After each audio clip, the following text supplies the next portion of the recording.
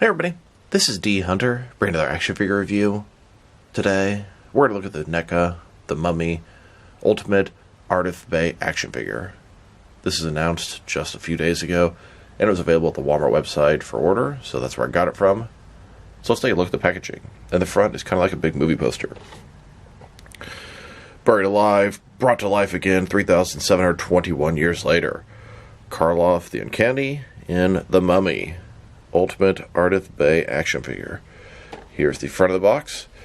On the side, we have Ardath posed up. The other side, he's posed up with a different head. In the back, you can see a bunch of different accessories and display options. And at the bottom, there's a barcode in case that helps anybody. This is one of Neca's Ultimate figures. Window box packaging. You can hear the Velcro as I open it up. On the inside flap, here he is posed up. And then here is the figure. So with no further ado, let's open him up. Alright. Now that we got this figure out of the package, here he is with all the accessories laid out. He has 5 alternate hands, totaling 7 interchangeable hands, 3 heads, a sacrificial knife, a cane, an oil lamp, and a scroll. Before I deal with all that, let's talk about and check out the figure. So this is Ardath Bey. He's sort of a wealthy, eccentric Egyptian historian that the mummy sort of took his identity. So this guy will be a great companion to your mummy figure. And I think I can also put him to a lot of other use in my action figure world. Thinking, I don't know, Ra's al Ghul or some different overseas plot. Now, starting with his face. Looks very serious, very stern. He's got the red hat on. I imagine eventually we'll get this guy in black and white as well. I'd say the face sculpt looks pretty good. He has that sort of scary, intimidating presence to him. He's got this robe, so it has very little articulation as to not break up the sculpt. Torso is one solid piece. It is single jointed elbow, but they go in pretty far. He looks good. He has no actual legs. You can see they stop here. Kind of reminds me of that Munsters figure they released fairly recently. He looks good, but doesn't look like he's going to move all that much, which is kind of disappointing, but also makes sense with the way that he's supposed to be, displayed and look. And a closer look at his face and head sculpt. It's very thin, very stern, very serious.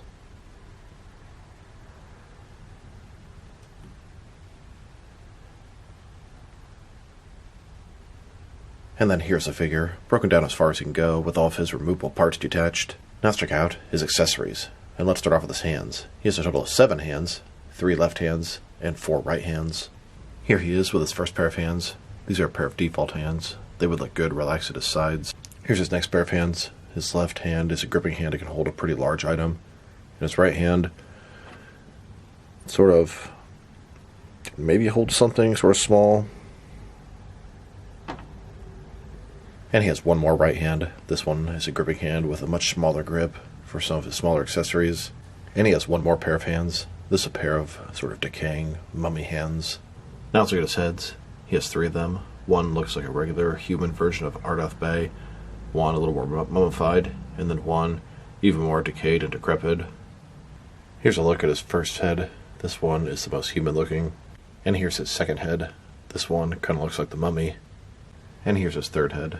This one looks like he's struggling pretty bad at this point. Next we have the scroll. As you can see, it's on old yellowed paper. A bunch of different Egyptian images, a little story going on, thin like paper. Here he is holding and looking at the scroll.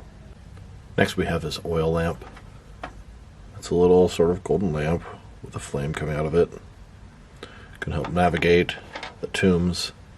Here's Ardath holding and carrying that oil lamp. And then we have this sacrificial knife and cane. So it's an old looking sort of stone knife. And then we have a pretty thin walking cane. Here he is, holding that sacrificial knife, and then holding his cane. Now that we've taken a pretty good look at the figure and its accessories, let's check out his height. From bottom to the top of his hat, standing right about 7.6 inches tall, which means the top of his head probably about 7.4 or something like that. 7.6 inches translates to a little over 19 centimeters.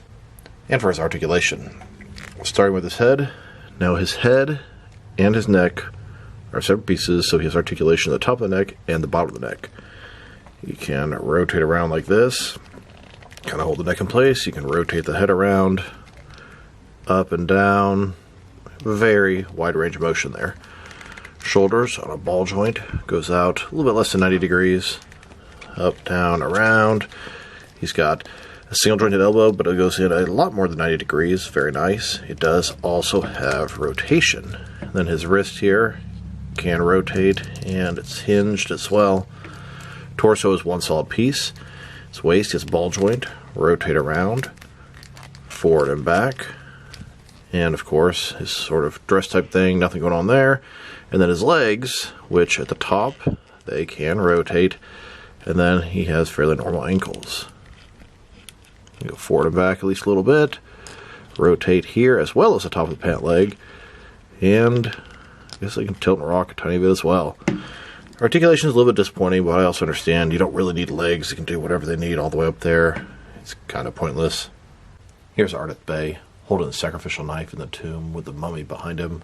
Now let's check him out next to some other action figures, starting off with some other mummy figures. Here's Ardath Bey next to the mummy, and then with all three versions of the Neca Mummy, black and white, color, and glow in the dark. And here he is with the mummy accessory set.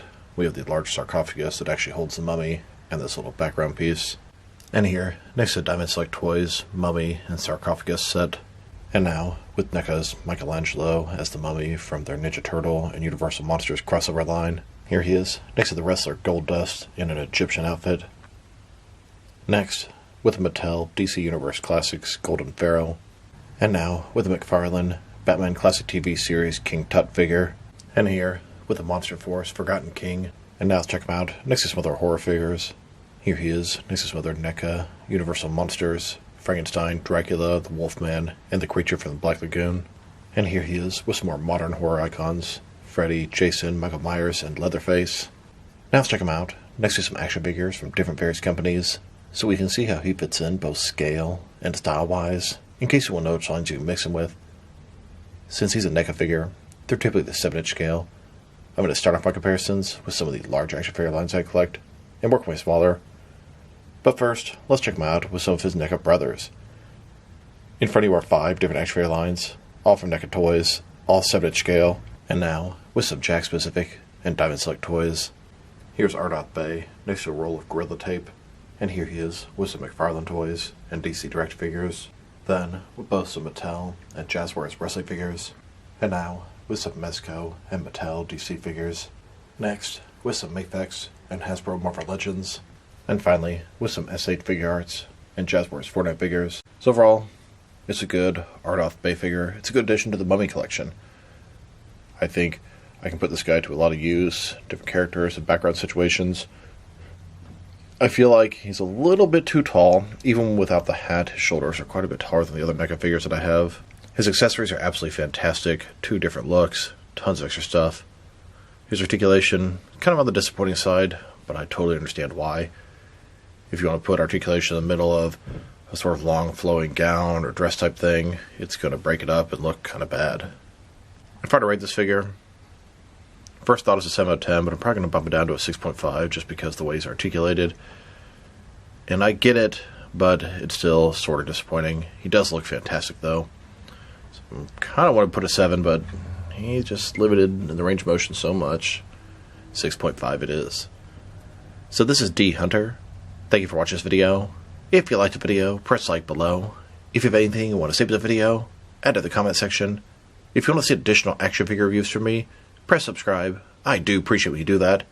Once again, this is D Hunter. Thank you for watching this video, and I will talk to you guys real soon.